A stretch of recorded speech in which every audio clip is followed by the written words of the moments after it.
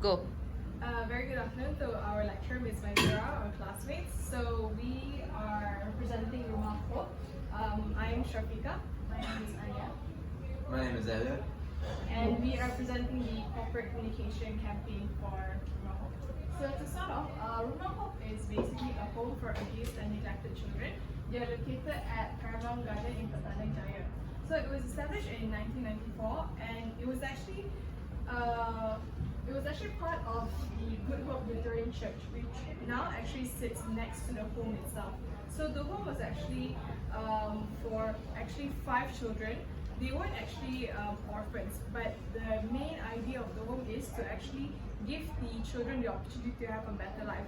So as of now, they house 50 children from the ages of 5 to 70. So what the home does is that they provide all these different activities for the children whose parents can't afford to actually raise them. So what they do is they give them normal education system, and then they actually bring them for special classes such as martial arts, cooking classes, and all of that. So the special thing about the home is that they actually allow the parents to meet the children every weekend, as to actually still bond and foster the relationship between them. And from there, I'll move on to the situation analysis. So what we have uncovered from the meeting that we had with Rumah Hope was that they actually experienced, the major thing that they experienced in terms of their external element is that they lack in media coverage. So they actually very much organize so many different events such as carnivals and little activities here and there, but it lacks the media coverage that they really need from publications such as Star or Media Prima, things like that.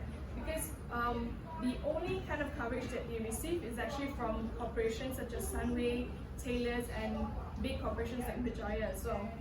But all these corporations only visit them for CSR basis. So in regards to them wanting all these corporations to help them for any of the activities, they don't receive as much support. But the idea is that they actually want more coverage from the media, which is something that they're actually aspiring to do so. And in terms of internal element, they actually lack volunteers because, as I mentioned before, the volunteers only come for CSR basis, which is obviously what we know is to fulfill the corporation's KPI or agenda for the year.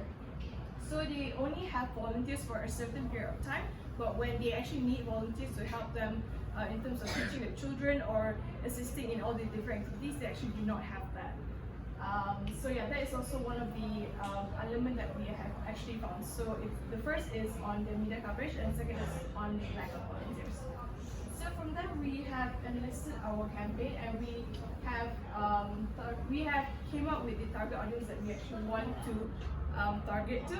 So in terms of demographic, we want to target to those from the age of 18 to 30. They'll be both female and male. And we also want to target basically students and also working adults. In terms of race and religion, we actually have no limitations to that because it's actually open for volunteering and all.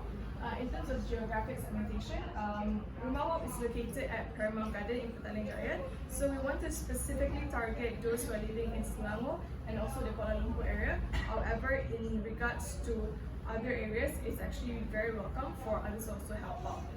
And as for psychographic segmentation, we would like to target those who are very much interested in volunteering because that's who we actually want to foster the help towards to. So I'll pass on to you. So I'll be talking about the SWOT analysis. So when it comes to strengths, the biggest strength is education.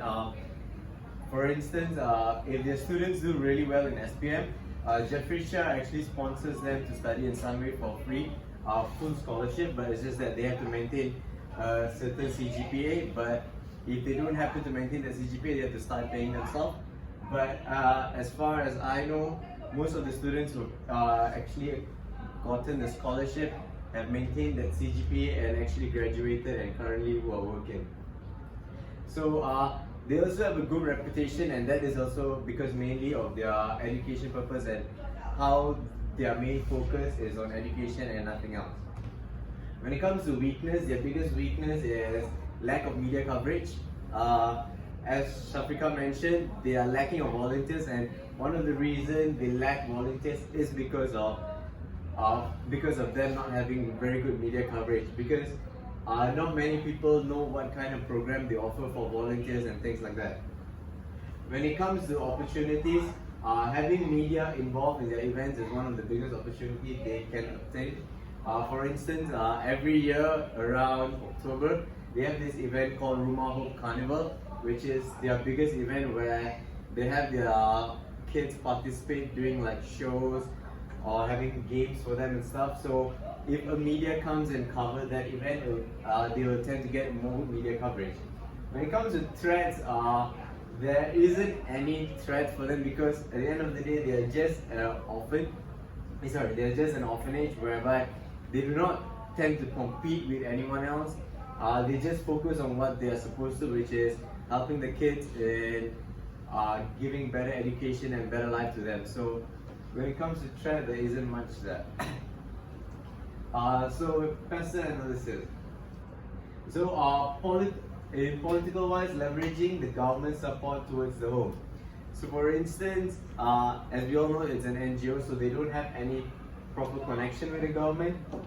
So political wise, what can affect the home is if for instance, if the government adds tax to certain items, that will cause the home to release out more funds for their daily products such as rice, milk, and fruits and so on.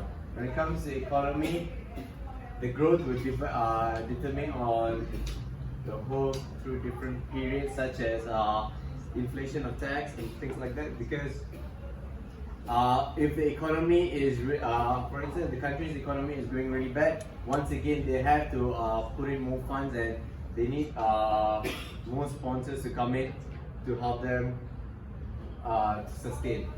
When it comes to social, the growing of education of the home is being run as a Christian home. As Shafika mentioned, our home is mainly run by this church. So most of their, help, they are mainly helped by whoever that runs the church and whoever that goes to the church, because that is their, I would say, their number one source of getting funds for the home and things like that. When it comes to technology, growing social media presence, if you look at their website, there isn't much information in there. For instance, they only have their phone number, email address, and that's about it. But they don't have any, like, if you look at bigger organizations, they have platforms where you can actually go to a Google form through the website and volunteer as well. But when it comes to Rumah Hope, they're not really into that yet. Now, problem statement, as I mentioned, they're poor online presence as it lacks media coverage. This causes them not to get much attention on the events. But if you look at their social media platform, they're only on Facebook. They're not really on Instagram, Twitter, or any other social media platform. And even if they are Facebook itself, they don't have much followers. So that's something they're lacking, and that's something that we'll be working on. Objective. Our main objective is to increase the media coverage by local news publications by 25% in 4 months. And our time period will be starting the coming January up to April 2020. And we are also planning to increase the social media presence on Facebook by gaining 250 additional likes in 4 months from January till April. For now, their likes on Facebook is only around 515, which is not much for an organization that's been running almost over 20 years. So that's why our goal is trying to get them up to 750 likes on their Facebook page. Now I would like to pass the camera. As I will mention about our objective, the way how we're going to execute our objectives through our strategies, by having an active social media page for both Facebook and Instagram. If you actually see to their Facebook page, the last time they posted on last year around Christmas, and there's no update till now, and it's almost a year from there. And also as Instagram, they didn't post any related events in their Instagram page. And also as said, by updating their social media posts weekly or daily by 3 times a week. And as well as their website, as my group member has mentioned, at their website, they didn't actually say anything about them, like what they're about, what they're doing, like how can actually volunteer or what they're actually doing, like for events for the carnival as mentioned. They didn't post anything about upcoming events in their website. And the tactics on how we're gonna execute our strategies is by hiring or by collaborating with social media influencer. With social media influencer, they obviously have a huge number following. By using a hashtag building hope, they could come to the orphanage itself and actually share their experience about Rumah Hope, and with the hashtag it will actually create awareness to the general public, especially from the influencers following.